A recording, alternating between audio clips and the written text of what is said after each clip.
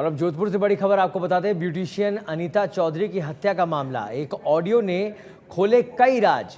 क्या लूट के इरादे से नहीं हुई हत्या? हत्या की कहानी है कुछ दूसरी। आखिर सुनीता ने अनीता चौधरी की हत्या का क्यों जताया था अंदेशा?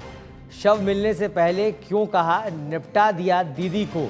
सुनीता ने क्यों कहा कि अगला नंबर है मेरा? यदि लूट के इरादे से हुई हत्या तो क्यों तैयब अंसारी द्वारा हत्या का सुनीता ने हत्या का शक जताया? मृतक अनीता चौधरी के पति मनमोहन की सुनीता से बात हुई, जिसमें क्या राज छुपा है? ऑडियो में तैयब अंसारी की चर्चा की बात से राज गहरा गया है। राजनीतिक रसूख रखने वाले अंसारी से भी क्या पुलिस करेगी पूछताछ? अनीता के गायब होने और डेड बॉडी मिलने से पहले का ये ऑडियो है।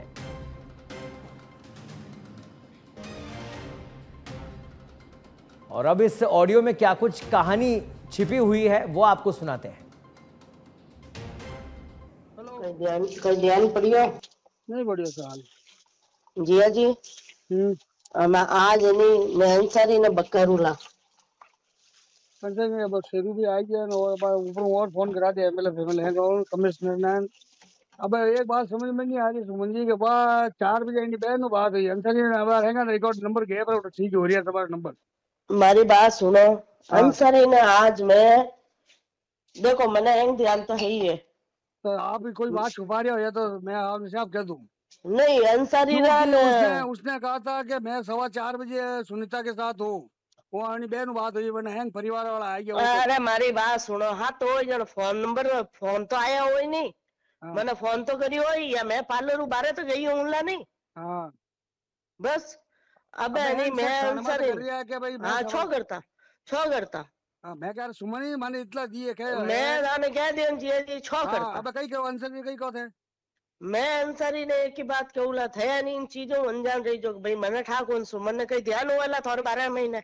हाँ मैं अंसारी ने एक ही बात कहूला अगर अनीता जी थोड़ा उड़े है तो मने नहीं थोड़ा ध्यान है मैं पुलिस वाला ने थोड़े बारे में बताऊला। थाना इनमें डाउट है कि मने 100% इन बात तो डाउट है। आई नहीं लोकेशन आई मैं कल रात पुलिस वालों ने फार्म हाउस वगैरह बताना आया। हाँ मारी बात सुन लो। मैं अंसारी ने बकरूला अगर इन दिन महीना अगर महाराज तक कहीं हुए नहीं तो हम लीजो कि आते अनीता जी ने गायब करन रमाइन।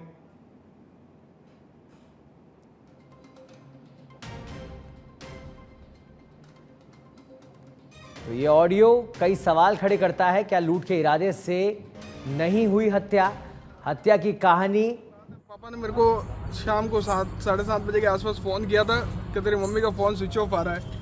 तो मैं जहाँ पे भी था मैं आता हूँ 5-10 मिनट में वहाँ पे पहुँच के फिर वो बात में पता लगा कि मम्मी सामने वाले को चाबी दे के गए गाड़ी की। तो आज तक कभी ऐसा हुआ नहीं है 25 साल में तो मम्मी गाड़ी की चाबी दे के और किसी को गए कभी भी कहीं। तो जैसे ही हमने इधर उधर पूछताछ की मम्मी का फ़ोन बार बार स्विच ऑफ आ रहा था, कहीं कुछ नहीं मिला। तक करके हम 27 तारीख को रात को सदारपुर थाने चले गए और वहाँ पे रिपोर्ट दे दी थी। उसके बाद में जैसे जैसे तकलीफ आगे चलती रही कैमरे की रिकॉर्डिंग निकाली सब किया, उसके अंदर ये मम्मी को बहुत बुरी मेरी मैसेज है मुझे शाम को पता चला 27 तारीख को 7 बजे के आसपास 2:07 में मेरी मिसेज से बात हुई थी। 1:15 मिसेज घर से निकली वो अपने पीर गई थी। मेरी साली जी की डेथ हो गई थी 10 तारीख को, उसके 12 दिन हुए थे। उसके भैया को खुद के खाना बनाने के लिए गई थी। 2:07 पीर से बात हुई रतनाडा भास्कर चौराहा खादी भंडार के पीछे पापा। वहाँ से फिर बोले आपको गाड़ी चाहिए तो मैं घर आऊँ या दुकान चले जाऊँ। मैंने कहा मेरे को गाड़ी नहीं चाहिए, होगी तो मैं आ जाऊँगा, पीछे वाली गली में दुकान है, आगे वाली गली में मकान है, मैं आऊँगा जरूरत होगी तो पैसे आ जाऊँगा। नहीं वो क्या ठीक है मैं फिर दुकान चली गई। दुकान जाने के बाद के अंदर वो 10 मिनट में दुकान खोल के कांच का लॉक करके वापस नीचे आई। उस दरमियान किसका क्या है जानने। क्या लगता है प्रथम दृष्टि आपको किस पर शक है, किसी पे डाउट है? सच तो क्या हुआ हमें तो नॉलेज भी नहीं, तो कोई बात के कल रात को सारा क्लियर हुआ। वो उसके मिलने वालों ने कहा जब मैं दुकान गया शाम को 7:30 बजे तो 2:15 बजे के लगभग तो दुकान पहुंची थी। 10 मिनट दुकान जाके वापस नीचे आ गई। उस दरमियान किसने बुलाया, क्या फोन किया, मैं नॉलेज में नहीं था कुछ भी। आप किस हालात में मिला शव जो आप लेने गए थे? तो अभी लेने गए थे, कल रात को पता चला।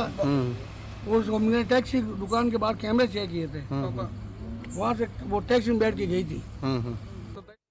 अनीता देवी हत्याकांड में हमने अभी तक एक गिरफ्तारी की है। जो मेन मुख्य आरोपी है गुलामुद्दीन, उसकी पत्नी को हमने अरेस्ट किया है। उसके विरुद्ध हमने काफ़ी साक्ष्य इकट्ठा किया था।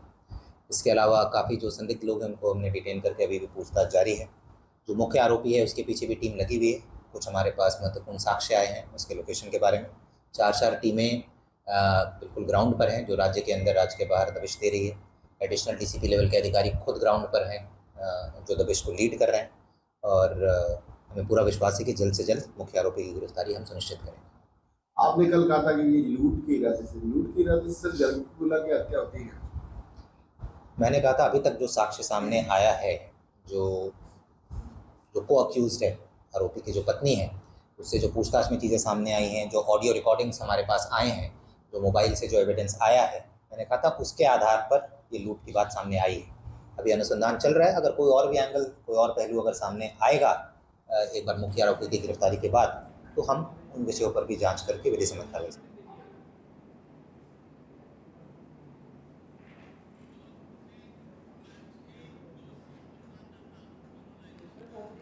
और इस खबर पर अधिक जानकारी के लिए हमारे साथ जुड़ गए हैं जोधपुर से हमारे संवाददाता प्रदीप जोशी। प्रदीप, फिलहाल जो ये ऑडियो आया है, कई तरह के सवाल इसने खड़े कर दिया है। अभी इस पूरे मामले पर क्या कुछ अपडेट?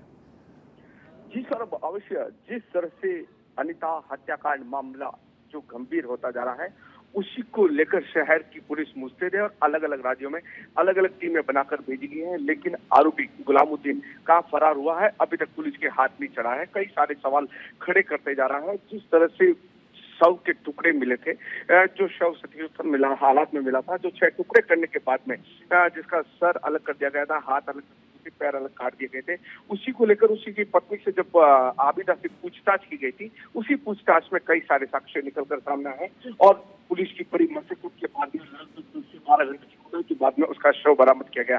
और वहीं ऑडियो की अगर बात करें, जो ऑडियो बाहर निकल कर आया है, जो अनीता थी, उसकी जो सहयोगी थी सुनीता, जो मनमोहन से बात करती है, जिस दिन गायब हुई उसी दिन उससे ये वार्तालाप हुई है कि किस तरह से वो कहाँ जाने का कह रही थी। किसी डॉक्टर का नाम उसके द्वारा लिया जा था।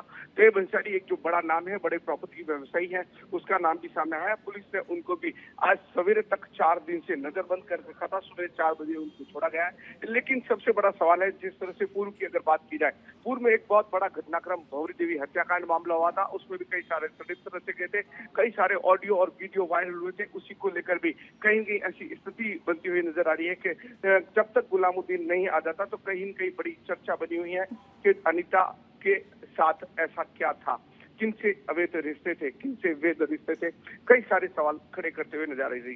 जो ऑडियो है उसमें साफ तौर पर कहा जा रहा है कि अब मेरी बारी है। जो सुनीता है उस ऑडियो में साफ तौर पर बोल रही है कि अनीता के बाद में अब मेरी बारी है। कहीं ऐसा तो नहीं कि सुनीता को पहले से पता हो या ये सारी जानकारी हो उनके पति। बिल्कुल, और ये सभी तमाम चीजें जांच का विषय है। तमाम सवाल इस ऑडियो ने खड़े कर दिए हैं। अब देखने वाली बात होगी कि पुलिस की तफ्तीश अभी और क्या मोड़ लेती है।